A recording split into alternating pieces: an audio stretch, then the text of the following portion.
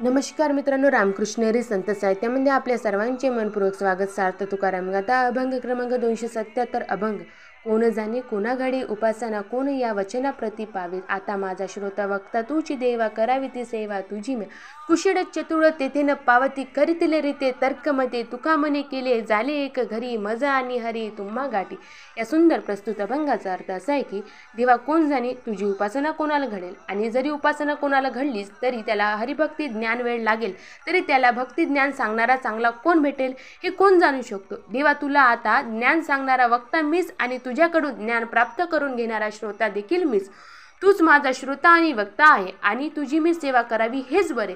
जगामध्ये कुशल आणि चतुर व्यक्तिमत्व श्रोता आणि वक्ता हे खूप आहे. हे भक्ती आणि ज्ञानाच्या गोष्टी ऐकण्यासाठी येथे येणार नाही, आणि समजा जरी आले तरी आपल्या बोलण्यामध्ये काहीतरी तर्क काढून आपले बोलणे ते मान्य करणार नाही. तुकाराम महाराज म्हणतात, हे देवा, हरी आपण दोघांनीही श्रवण करावे आणि एकमेकांना प्रवचन करून भक्ती आणि ज्ञानाच्या गोष्टी सांगावे.